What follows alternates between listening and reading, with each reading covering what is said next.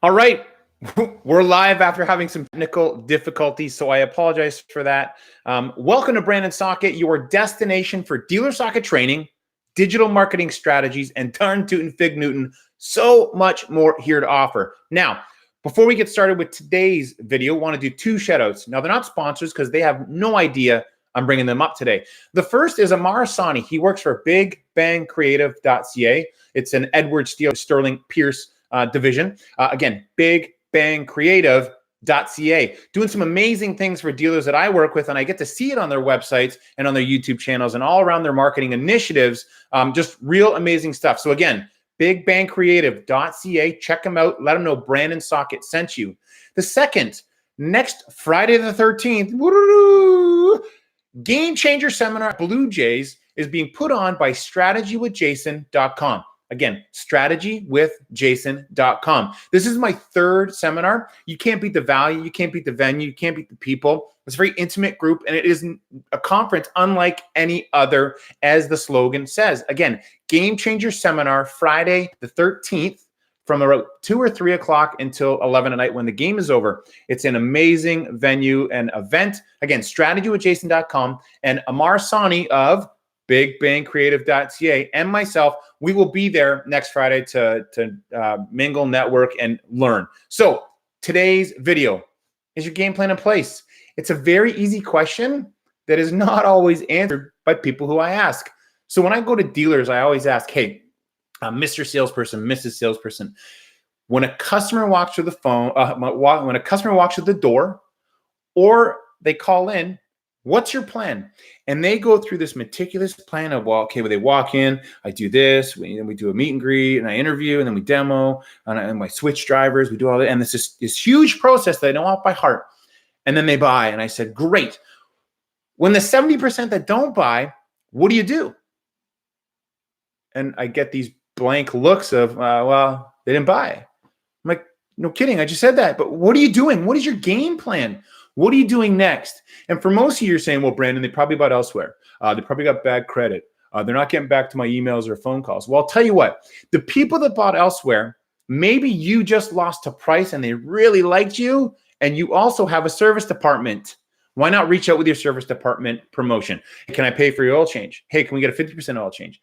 The bad credit people, this boggles my mind. Oh, they can't get anything financed. Great. Call them in 6 months. Call them in 8 months. What's your game plan with those customers?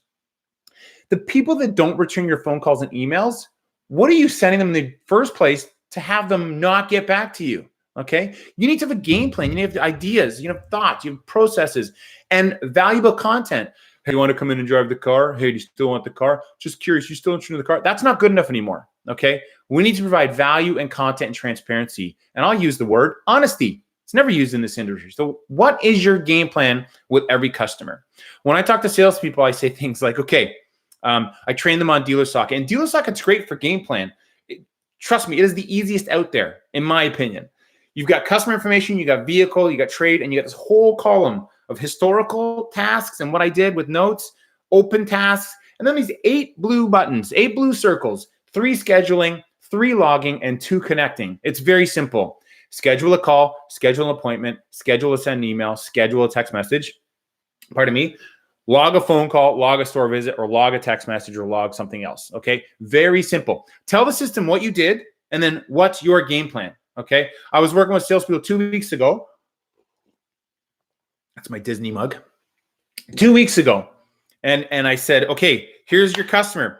When did he call in? He said yesterday. So what'd you talk about? He put the notes in. Then he saved it. I said, great, now what? And he goes, I don't know.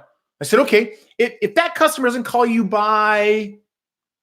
And he says, Tuesday. I said, put an activity on Tuesday. Every interaction you have. Here's my voicemail. I don't even know who's tuning in, but I'm going to use my manager. Hey, Mike, pitching in. It's Brandon calling. Thanks for coming in. Really appreciate it. I sent you an email, some info on that car.